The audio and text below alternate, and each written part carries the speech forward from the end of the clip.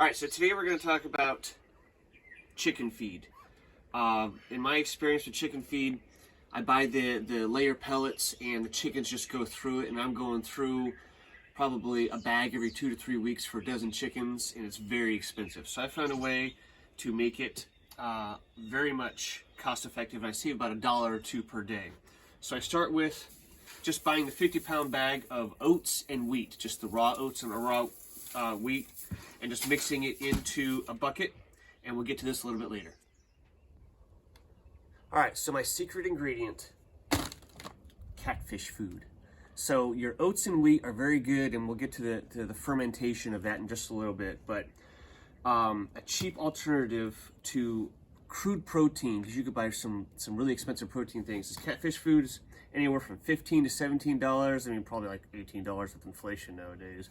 But this is a really cheap alternative. Same thing, those 50-pound bags of feeds, they range anywhere from $15 to $18. So you mix all these together and it's a good thing. But again, we'll get to this little catfish food in just a minute. So the catfish feed smells like gumdrops and rainbows, or it smells like cat food and ass. So the chickens don't necessarily like it as much. So what we have to do is, I just bought a nice cheap $20 blender that's designed just for this, and you just take your catfish feed and you blend it.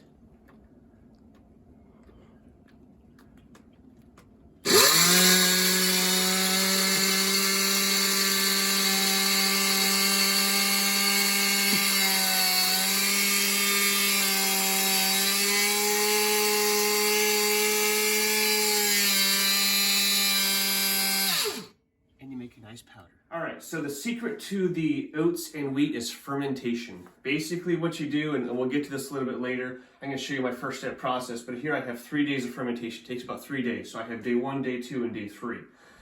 So basically, all you do is you add water. You add water, and then the witchcraft and wizardry happens, and the flurbin and gazorbin comes out, and all the nutrients of the oats and wheat, and basically it hydrates the oats and wheat, so the chickens actually get more full, they actually get a little bit more water, they poop less, and they get way more nutrients. But every single day, as we rotate these, we're gonna have to stir it. So, you can't stir this enough. You come in, and you stir. And you keep stirring. Can't get enough stirring. And you go on to the second one. Stir. After I've stirred day 1 and day 2, now it's time to take day 3 out to the field. So here we have our fermented day 3, and basically I have a sacrificial strainer, and we're just going to strain out all this liquid. You can use this liquid. Heat does matter, so you don't want to take this. You don't want to have this in a cool place. That's why I have it inside. So you can take this liquid and add it back to your day 1 and kind of lower the fermentation process. So right now, yeah, we have our new baby goats. They are cute, but this is my video, so we're not going to focus on them at all.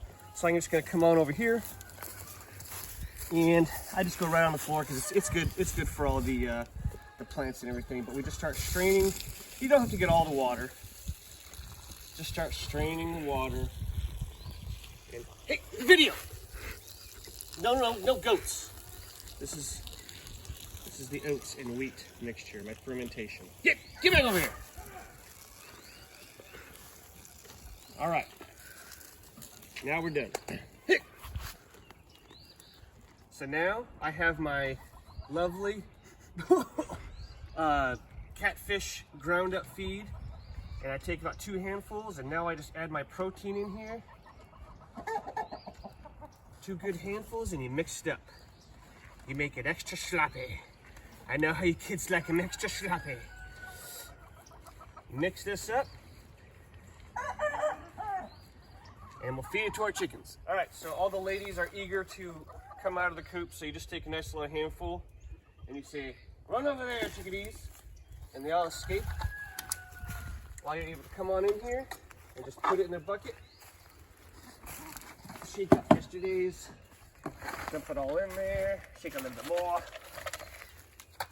And that's it, and they go to town. They can't get enough of it. So you can see right here, this is the normal layer pellet stuff. This is the stuff that I was going through a lot. I still have this in there as an option for them. Plus, this kind of serves as a dual purpose.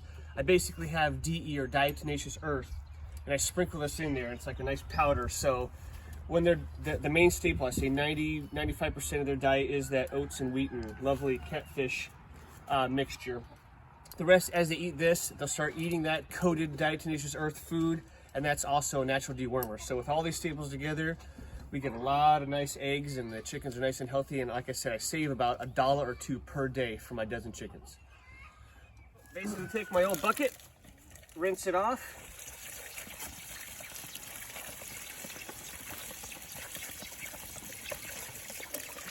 Same thing with my strainer.